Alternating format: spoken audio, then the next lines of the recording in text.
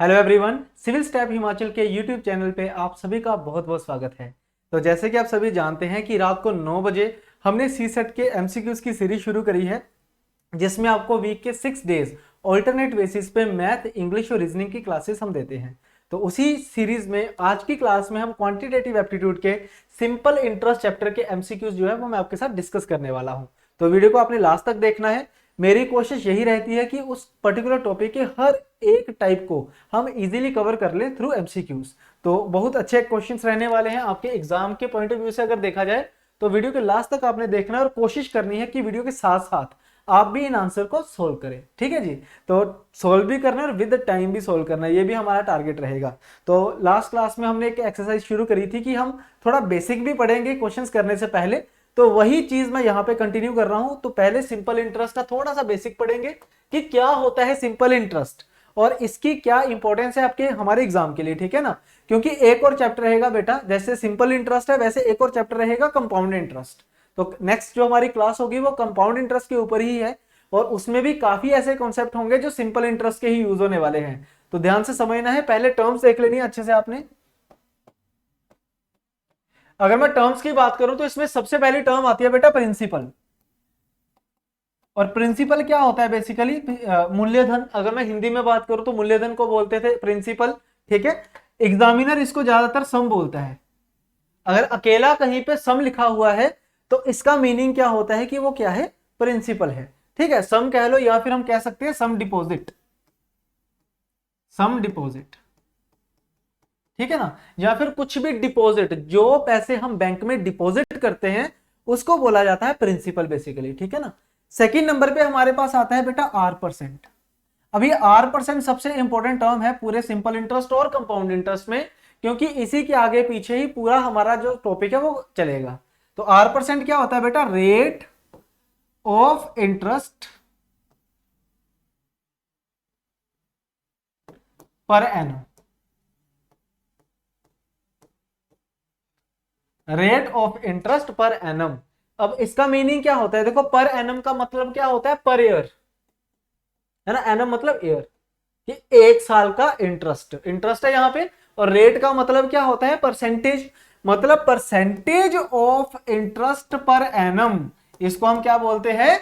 Are percent बोलते हैं। इसको बेटा हम क्या बोलते हैं? बेटा आर परसेंट बोलते हैं, ठीक है जी। यानी कि मान लो अगर कोई कह दे आपको कि आर परसेंट 10% है, तो इसका मीनिंग क्या होगा? 10% होता है जी 10/100। इट मीन्स कि अगर आप बैंक में 100 रुपीज डिपॉजिट करते हो, यानी कि प्रिंसिपल अगर आपका 100 रुपीज है, तो बैंक आपको एक साल में, आर परसेंट क्या होता है? पर एनम, एक साल में 10 रुपए इंटरेस्ट देगा। मीनिंग क्लियर हुआ ना। जैसे 10% क्या होता है? 10/100। मतलब अगर आप बैंक में 100 रुपीज डिपॉजिट कर रहे हो, प्रिंसिपल अगर आपका 100 है, तो बैंक आपको एक साल में 10 रुपीज क्या देगा? सिंपल इंटरेस्ट देगा, ठीक है। उसके बाद थर्ड टर्म देखो जी। थर्ड टर्म आएगी हमारे पास टाइम। टाइम के बेटा 3 यूनिट होते हैं, ईयर, मंथ और डेज। अब इनमें से कुछ भी आ सकता है यूनिट, आपको ईयर भी आ सकता है, मंथ भी आ सकता है और डे भी आ सकता है। तो आपने क्या रखना है? आपका जो फेवरेबल यूनिट टाइम होगा, फेवरेबल टाइम का जो यूनिट होगा, इट विल बी ईयर। क्या होगा? ईयर होगा, ठीक है ना। क्यों? क्योंकि आर परसेंट क्या होता है? पर एनम पर ईयर होता है। तो आपने क्या करना है, जब भी कभी आपको मंथ्स में टाइम गिवन हो तो उसको साल में कवर करना है, डिवाइड बाय 12 करके। जैसे आपको मान लो अगर 6 मंथ टाइम गिवन है, तो आप क्या करोगे? उसको 6/12 करके 1/2 ईयर लिखोगे, ठीक है। उसी तरीके से अगर डेज में टाइम गिवन है तो डिवाइड किससे कर दोगे? 365 से। फॉर एग्जाम्पल कि if there is a 73 days in that particular question, then we will use 73/365 days, sorry year, instead of 73 days, ठीक है। हम क्या करेंगे? इसको ईयर में कन्वर्ट कर लेंगे और 1/5 का यूज करेंगे इंस्टेड ऑफ 73 डेज, क्योंकि जो आर परसेंट है वो पर एनम है। उसी वजह से टाइम के यूनिट भी किस में होने चाहिए? साल में होने चाहिए, ईयर में होने चाहिए। तो आई होप ये तीन आपको समझ आ गए होंगे, ठीक है। उसके बाद जो लास्ट इसमें टर्म आती है, दैट विल बी अमाउंट। जो लास्ट बेटा टर्म आती है वो क्या होती है? अमाउंट। अब अमाउंट क्या होता है basically? Amount is equal to sum received,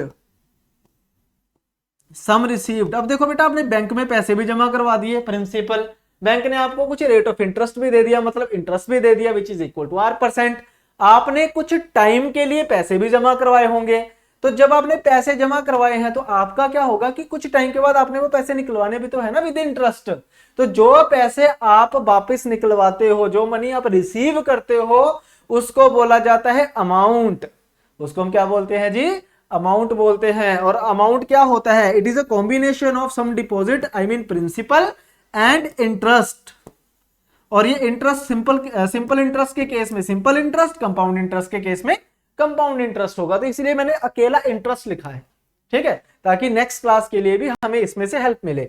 और ये जो मैंने आपको टर्म्स बताई हैं बेटा, ये नेक्स्ट क्लास यानी कि कंपाउंड इंटरेस्ट के लिए भी सेम रहेंगी, कोई भी डिफरेंस इनमें नहीं रहेगा, ठीक है। तो आई होप ये बेसिक आपको समझ आ गया होगा। चलिए अब क्वेश्चंस की तरफ चलते हैं। एमसीक्यू के थ्रू कंसेप्ट सीखेंगे और क्वेश्चंस के आंसर करेंगे, ठीक है। तो फर्स्ट क्वेश्चन देखो बेटा, हमारी स्क्रीन के ऊपर है।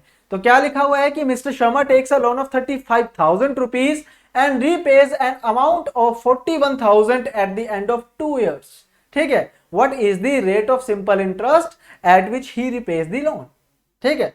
अब समझना बेटा इस चीज को ध्यान से। पहला क्वेश्चन क्या है हमारे पास? R% पूछा हुआ आपसे, है ना। Find the rate of simple interest, मतलब R% पूछा हुआ है। मैं एक चीज आपको बताना चाहूंगा बेटा कि सिंपल इंटरेस्ट का क्वेश्चन अगर आपको एग्जाम में आता है तो 99% केसेस में बता रहा हूं, सिर्फ 2 टाइप के क्वेश्चन बनते हैं। पहली टाइप जहां तो R% पूछेगा, सेकेंड टाइप इसमें आती है इन्वेस्टमेंट वाले क्वेश्चन, जो मैं आगे आपको करवाऊंगा। क्योंकि देखो एग्जामिनर का बेसिक अप्रोच क्या रहता है कि वो आपको एसआई और सीआई के कंबाइंड क्वेश्चन दे, एसआई और सीआई के कंबाइंड क्वेश्चन दे, वो उसकी हमेशा अप्रोच रहती है। बट स्टिल अगर वो सिर्फ सिंपल इंटरेस्ट के क्वेश्चन पूछता है आपसे, तो इसका मतलब वो आपसे सिर्फ 2 टाइप्स के क्वेश्चन पूछेगा। 99% गारंटी दे रहा हूं आपको, जहां तो R% होगा या फिर इन्वेस्टमेंट वाले क्वेश्चन होंगे। और वो दोनों क्वेश्चन हम आज की क्लास में कर लेंगे, ठीक है। तो जैसे पहला क्वेश्चन है, इसमें क्या पूछा गया है R%। इसमें क्या पूछा गया है बेटा? R%, ठीक है जी, क्लियर। तो पढ़िए क्वेश्चन और इसको सॉल्व करने की कोशिश करनी है आपने, ठीक है। तो सम डिपॉजिट कितना है यहां पे बेटा? ध्यान से देखो, सम डिपॉजिट है हमारे पास 35,000 रुपीज। उसके बाद उसने क्या बोला है? ही रीपेज एन अमाउंट ऑफ 41,000। तो रीपेज एन अमाउंट ऑफ 41,000 मतलब 35,000 रुपए उधार लिए और 41,000 रुपए वापिस कर रहा है। तो ये 41,000 शुड बी अमाउंट। ये क्या होगी बेटा? अमाउंट होगी 41,000। उसके बाद आपको क्या गिवन है? टाइम, कि टाइम कितना है बेटा? 2 साल। टाइम कितना है? 2 साल है। आपसे क्या पूछा गया? R%। अब अगर R% का मीनिंग पता है ना, तो कोई फॉर्मूला याद करने की आपको जरूरत नहीं है, अगर मीनिंग पता है तो। R% क्या होता है? Rate of interest per annum, 1 साल का इंटरेस्ट परसेंटेज में, यही है ना। तो बेटा इंटरेस्ट देखो कितना मिल रहा है, 35,000 उधार लिया, 41,000 वापस किया, तो 6,000 रुपए इंटरेस्ट भरा। तो ये जो 6,000 रुपए आपने इंटरेस्ट भरा है, ये 2 साल का है। 2 साल में 6,000 रुपए इंटरेस्ट लगा, तो 1 साल में कितना लगा होगा जी? 1 साल में लगा होगा 3,000 रुपए, या फिर 6,000 डिवाइड बाय 2 लगा होगा। अब ये इंटरेस्ट किस पे लगता है बेटा? याद रखना, सिंपल इंटरेस्ट हमेशा प्रिंसिपल पे लगता है। सिंपल इंटरेस्ट की डेफिनेशन ही क्या होती है? Interest accrued on principal. जो इंटरेस्ट प्रिंसिपल पे लगे वो होता है सिंपल इंटरेस्ट, और जो इंटरेस्ट अमाउंट पे लगता है वो होता है कंपाउंड इंटरेस्ट। लेकिन उसकी बात हम नेक्स्ट क्लास में करेंगे। तो ये इंटरेस्ट किस पे लगेगा? हमारा प्रिंसिपल पे। तो प्रिंसिपल कितना है? 35,000, और परसेंट निकालने के लिए क्या करेंगे? Multiply by 100। यही हमारा आंसर होगा, ठीक है। अगर कंसेप्ट में समझ आता है तो अच्छी बात है, अदरवाइज इसको आप फॉर्मूला के थ्रू समझ सकते हो। R% will be equal to simple interest upon principal into time into 100। तो मैं यही चाहूंगा कि फॉर्मूला कम से कम यूज करो, क्योंकि फॉर्मूला हर जगह नहीं लगेगा, मतलब लग तो जाएगा, बट उसके लिए आपको इक्वेशन बनानी पड़ेगी, which will be very difficult some time, ठीक है ना, लेंथी हो जाता है बहुत ज्यादा। तो कंसेप्चुअल क्लैरिटी बहुत जरूरी है मैथमेटिक्स में। तो क्या लिखा हुआ है यहाँ पे, फिर से मैं बता देता हूं कि 6,000 रुपए ब्याज मिला 2 साल में, लेकिन R% तो 1 साल का है, तो 1 साल का कितना होगा? 6,000 डिवाइड बाय 2। दूसरा, इंटरेस्ट किस पे लगता है? प्रिंसिपल पे, यानी कि बेस हमेशा क्या होगा? प्रिंसिपल, और परसेंट निकालने के लिए मल्टीप्लाई बाय 100, ठीक। तो चलिए इसको सोल्व करते हैं बेटा। अब देखो ये 3,000 हो गया, 3 0 से 3 0 कट कर देते हैं, ये 7 से कट होगा, ये 20 से, तो कितना बना? 60/7। 60/7%, या तो ये आंसर होगा, अदरवाइज ज्यादातर एग्जामिनर कैसे लिखता है आंसर को, 84/7% मिक्स फ्रैक्शन में। तो ये रहेगा इस क्वेश्चन का आंसर। आई होप आपको सभी को ये चीज समझ आ गई होगी, ठीक है ना। अब चलिए सेकंड क्वेश्चन, इसमें भी क्या पूछा हुआ है, रेट ऑफ इंटरेस्ट। जैसे कि मैंने आपको कहा था कि R% और इन्वेस्टमेंट वाले क्वेश्चन पेपर में आते हैं, तो ये भी R% का क्वेश्चन है लेकिन डिफरेंट है थोड़ा सा। इसमें क्या लिखा हुआ है कि at what rate percent of simple interest will be sum equal to thrice of itself in 30 years. अब की बार जो सम डिपॉजिट आपने जमा करवाया है और वो क्या हो रहा है, 3 गुना हो रहा है, मतलब 3 गुना पैसे मिल रहे हैं। अब 3 गुना पैसे मिलने का मतलब क्या होता है बेटा, कि अगर आपने बैंक में 100 रुपए जमा करवाए हैं तो बैंक आपको 300 रुपए वापिस करेगा। यही होता है ना इसका मीनिंग। अगर आप 100 रुपए बैंक में जमा करवाते हो तो 3 गुना कैसे होगा, 300 रुपए वापिस होंगे। तो ये 300 रुपए वापिस कब होंगे, जब सिंपल इंटरेस्ट कितना लगेगा, 200 रुपए का। समझ गए ना, 100 रुपए जमा करवाए, 300 रुपए वापिस मिले तो 200 रुपए इंटरेस्ट लगा होगा। कितने साल में, टाइम कितना गिवन है, 30 साल। आपसे क्या पूछा गया है कि बताओ R% कितना होगा। अब देखो R% कितना आसान है निकालना। R% क्या होता है, रेट ऑफ इंटरेस्ट। तो इंटरेस्ट कितना मिल रहा है बेटा, 200, लेकिन ये 200 इंटरेस्ट किस पे मिल रहा है, प्रिंसिपल पे, तो डिवाइड बाय 100। ठीक है, कितने साल में मिल रहा है, 30 साल में। क्योंकि देखो ना, इंटरेस्ट चाहिए 1 साल का, तो 30 साल में अगर 200 है तो 1 साल में कितना होगा, 200/30। इंटरेस्ट लगता है प्रिंसिपल पे, तो डिवाइड बाय 100 मल्टीप्लाई बाय 100। तो देखो ये 100 से 100 हो गया कैंसिल, बाकी हमारा आंसर है 0 से 0 कट गया यहाँ पे। तो 20/3 क्या होता है, 62/3% पर एनम, 62/3% पर एनम। तो आई होप ये क्वेश्चन भी आप सभी को अच्छे तरीके से समझ आ गया होगा। चलिए अब चलते हैं नेक्स्ट क्वेश्चन की तरफ। नेक्स्ट क्वेश्चन देखिए जी, ये भी बहुत अच्छा क्वेश्चन है, ठीक है, और थोड़ा सा डिफरेंट भी है। क्या लिखा हुआ है कि the rate of interest for first 2 years is 3% per annum, next 3 years is 8% per annum, and for the period of beyond 5 years 10% per annum. If a man gets 1520 rupees as an interest after 6 years, then how much money did he deposit? तो how much money did he deposit मतलब principal की बात हो रही है। ठीक है, तो इस क्वेश्चन से एक और कंसेप्ट सीखने को मिलेगा बेटा कि प्रिंसिपल हमेशा क्या होता है, 100%। यहां से एक और चीज सीखने को मिल जाएगी कि प्रिंसिपल क्या होता है, हमेशा 100% होता है। ठीक है जी, अब देखो क्या हुआ, कह रहा है कि 6 साल में ना 1520 रुपए मिल रहे हैं उसको।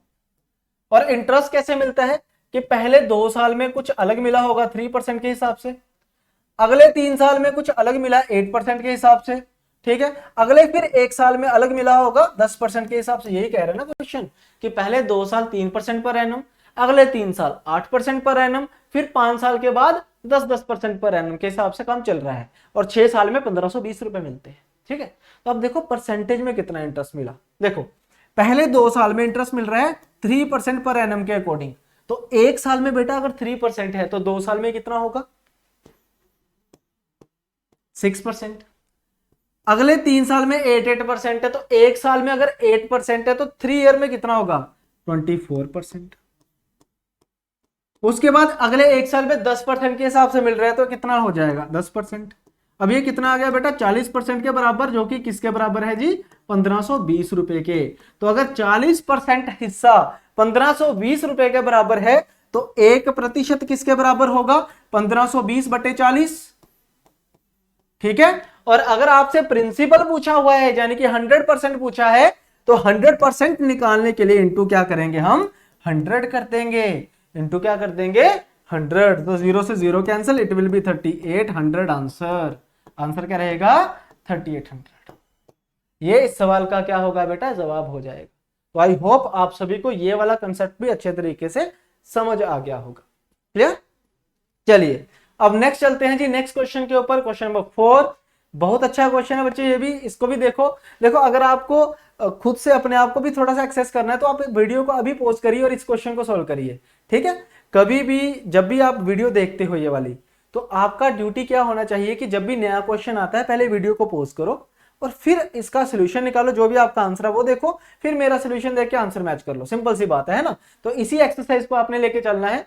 तो क्या लिखा हुआ बेटा कि at a certain rate of simple interest ₹800 amounts to 920 in 3 years. If the rate of interest is increased by 3%, then what will be the amount after 3 years? What will be the amount after 3 years? तो इस तरीके से बेटा यहां पे सम है 800, उसका amount given है आपको कि 3 साल बाद अमाउंट क्या हो जाती है 920 इन 3 years. फिर आपको क्या बोला गया है कि अगर R% को इंक्रीज कर दिया जाए 3% से, देन फाइंड अमाउंट. फिर बताओ कितना अमाउंट होगा. ठीक है, तो मैं चाहता हूं कि वीडियो को पॉज करो और सॉल्व करो. ठीक है, अब मैं सॉल्यूशन करने जा रहा हूं, ध्यान से समझना. अगर सिंपल इंटरेस्ट का बेस आपका क्लियर है तो सिंपल इंटरेस्ट कभी मुश्किल हो ही नहीं सकता. जिसका नाम ही सिंपल है वो मुश्किल होगा ही नहीं, है ना. हाँ, हम खुद से कॉम्प्लिकेट कर सकते हैं, which is a different thing. तो अमाउंट कैसे निकालेंगे? देखो बेटा, जब R% इंक्रीज करोगे तो ये तो आंसर पक्का होगा कि आंसर जो है वो 920 से तो ज्यादा ही रहेगा, क्योंकि नॉर्मल R% के रिस्पेक्टिवली तो 920 रुपए बन रहे थे. लेकिन जब R% 3% से इंक्रीज करोगे then answer must be more than 920. ठीक है, तो कितना ज्यादा होगा बेटा? देखो, अब R% कितना बढ़ा है 3%, यानी कि एक साल में पहले से 3% ज्यादा ब्याज मिलेगा अब आपको, है ना. 3% R% बढ़ने का मतलब क्या होता है कि हर साल 3% ज्यादा ब्याज मिलेगा आपको. तो बेटा देखो, टाइम कितना है 3 साल. तो एक साल में 3% ब्याज मिला तो 3 साल में एक्स्ट्रा कितना मिल जाएगा 9%. 3 साल में एक्स्ट्रा कितना मिलेगा आपको? इंटरेस्ट 9% मिलेगा. और इंटरेस्ट किस पे लगता है? हमेशा प्रिंसिपल पे. सिंपल इंटरेस्ट की खास बात ही यही है कि इंटरेस्ट हमेशा प्रिंसिपल पे लगता है.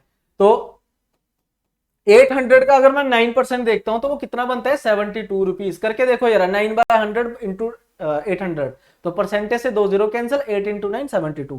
तो मतलब पहले से 72 रुपीज इंटरेस्ट ज्यादा मिलेगा. आंसर क्या आएगा 992 रुपीज.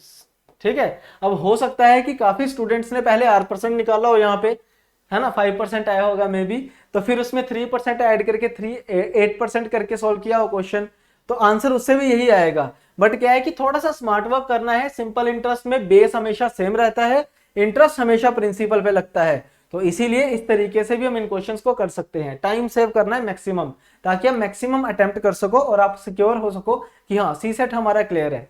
ठीक है ना, मेन तो वही है ना. चलिए अब नेक्स्ट देखिए. नेक्स्ट क्वेश्चन क्या कह रहा है हमको? The difference between the interest received from two different banks on ₹500 for 2 years is 2.5 rupees. Then find the difference between their rates. तो यहां पे भी R% का डिफरेंस पूछा हुआ है. ठीक है ना, तो सिमिलरली वीडियो को पॉज करो और इसको आंसर दो. ठीक, अब मैं सॉल्यूशन करने जा रहा हूं, ध्यान से समझना कि देखो बेटा, इस बार आपसे क्या पूछा गया है? R% का डिफरेंस. अब दो कोई R% रहे होंगे, कुछ भी रहे होंगे, उनका डिफरेंस पूछा है. तो जब R% निकालते थे तो ऊपर क्या आता था? 1 साल का इंटरेस्ट. अब आपने डिफरेंस निकालना है तो ऊपर क्या आएगा? 1 साल का डिफरेंस. ठीक है, तो यहां पे डिफरेंस कितना है 2.5, बट ये 2 साल का है बेटा, ये 2 साल का है. 1 साल का निकालना है तो डिवाइड बाय 2 कर दो, है ना. 2 साल का अगर 2.5 रुपीज का डिफरेंस है तो 1 साल का कितना होगा 2.5/2. 1 साल का क्यों कर रहा हूं? क्योंकि R% है, जो कि क्या होता है पर एनम. अब ये इंटरेस्ट किस में मिल रहा है बेटा? प्रिंसिपल पे, यानी कि 500 पे, और परसेंट निकालने के लिए इंटू 100 कर देंगे हम. ठीक है ना, तो ये देखो जी, 2 0 से 2 0 खत्म. 5 इंटू 2 क्या होता है 10. तो 2.5 को जब 10 से डिवाइड करोगे आंसर क्या रहेगा 0.25. ये क्या है? डिफरेंस.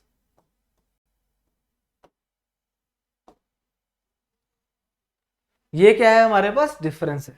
तो आई होप ये सारी चीजें आपको समझ आ गई होंगी. ठीक है, चलिए अब नेक्स्ट क्वेश्चन के ऊपर चलते हैं. ठीक है, नेक्स्ट क्वेश्चन देखिए. अब ये क्वेश्चन आपके प्रीवियस ईयर का ही था, विच इज वेरी इजी.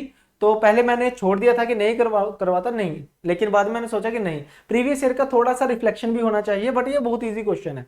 इसमें क्या पूछा गया है कि the simple interest on a certain some of money at 4% per annum for 4 years is 80 more than the interest on same sum for 3 years at 5% per annum. Find the sum. अब देखो बेटा, सम क्या होता है? यानी कि प्रिंसिपल, विच इज ऑलवेज 100%. पर मैं चाहूंगा कि आप खुद भी करें इस क्वेश्चन को. ठीक है, खुद भी करना है इस क्वेश्चन को आपने. तो क्या हुआ यहां पे कि 4% के हिसाब से 4 साल में अगर मैं इंटरेस्ट लेता हूं, तो देखो बेटा, 1 साल में अगर 4% इंटरेस्ट मिलता है तो 4 साल में कितना होगा 16%. ठीक है, तो कहता है कि मुझे जो इंटरेस्ट मिलता है वो क्या होता है 80 रुपए ज्यादा होता है. किससे? जब मैं सेम मनी 5% पे दूं किसको, 3 साल के लिए। तो बेटा अगर 5% पे 3 साल के लिए किसी को पैसे देते हो तो इंटरेस्ट कितना मिलेगा, 15% का। देखो 4% 4 साल के लिए 16% ब्याज, 5% 3 साल के लिए 15% ब्याज, और इन दोनों का डिफरेंस गिवन है जी 80 रुपीज। 80 ज्यादा मिलते हैं ना उसको, ठीक है। तो परसेंटेज में अगर देखें तो कितना ज्यादा मिल रहा है, 1%, और ये 1% किसको रिप्रेजेंट करता है, 80 रुपीज को।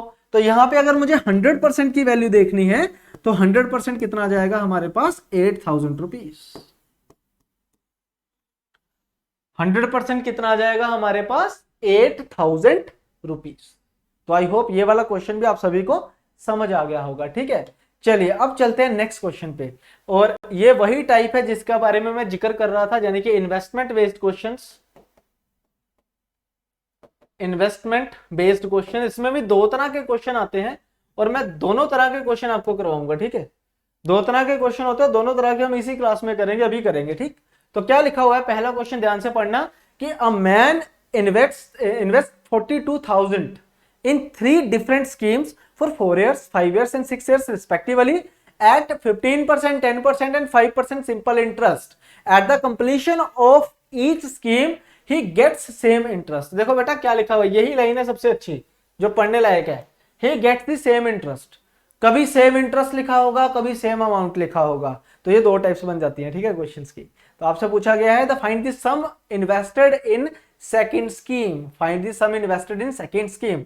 तो बेटा 42,000 रुपीज थे एक पर्सन के पास, उसने क्या किया, इन 42,000 रुपीज को 3 अलग अलग स्कीम्स में डिपॉजिट कर दिया। पहली स्कीम मान लो कोई एक्स है, दूसरी कोई वाई है, तीसरी कोई जेड है, ठीक है।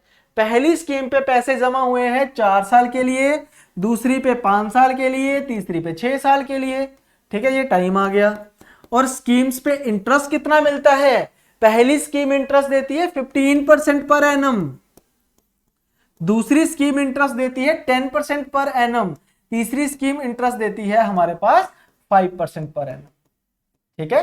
पर एनम जरूर लिखना है क्योंकि R% है, and by default R% is always per annum, ठीक है। आपको बोला है at the completion of each scheme he get same interest. जब स्कीम्स खत्म होती हैं तीनों तो उसको सेम इंटरेस्ट मिलता है। तो सेम इंटरेस्ट कैसे मिलेगा, पहली स्कीम की अगर मैं बात करूं तो पहली स्कीम का R% कितना है जी, 15%। 4 साल में कितना ब्याज मिलेगा बेटा, 1 साल में अगर 15% है तो 4 साल में 60% हो जाएगा, ठीक है। और 60% किसका, जितने पैसे उसने एक्स स्कीम में डिपॉजिट करे होंगे उसका। दूसरी स्कीम की बात करें तो 10% इंटरेस्ट मिलता है 1 साल में, तो 5 ईयर में कितना बनेगा 50%, किसका, जितना उसने वाई स्कीम में डिपॉजिट करा होगा। सिमिलरली थर्ड स्कीम में कितना इंटरेस्ट मिलेगा, 30% ऑफ जेड। और ये तीनों इंटरेस्ट क्या है बेटा, बराबर हैं, तीनों इंटरेस्ट क्या है, बराबर हैं, ठीक है। तो 0 0 0 कैंसिल हो गया। अब देखो बेटा रेशियो कैसे बनती है। अब ये एक चीज बताने वाला हूं जो कभी भी आपने नहीं भूलनी है कि जब भी कोई 3 या 3 से ज्यादा वैल्यूज बराबर हो और उनका अगर रेशियो बनाना हो तो रेशियो कैसे बनता है, एक्स का रेशियो बनाना है तो एक्स को हाइड करो, जो भी बचा 5 × 3 इनको मल्टीप्लाई करके यहां लिख दो, कितना हो गया 15। वैसे तो ये एलसीएम लेके निकलता है बट एलसीएम लेने की जरूरत ही नहीं है, और शॉर्टकट बता देता हूं। एक्स का रेशियो निकालना, एक्स को हाइड कर दिया, बचा क्या 5 और 6, 5 और 3, 5 × 3 15 हो गया।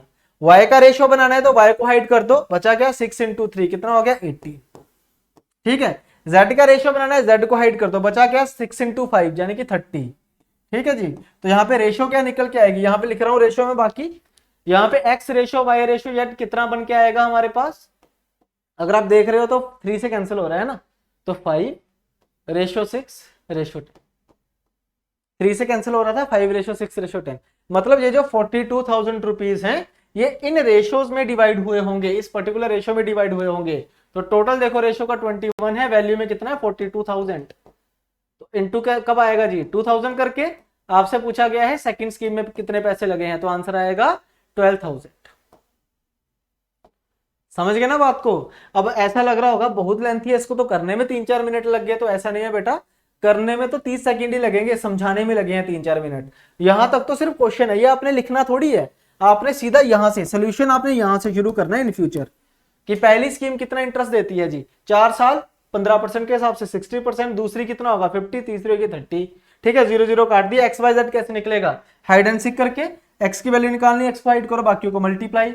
वाई की वैल्यू निकालनी है, वाई को हाइड करो, बाकियों को मल्टीप्लाई। जेड की वैल्यू निकालनी है, जेड को हाइड करो, बाकी मल्टीप्लाई हो जाएंगे। उसके बाद रेशियो बनाई और कंपेयर कर दिया टोटल वैल्यू के साथ।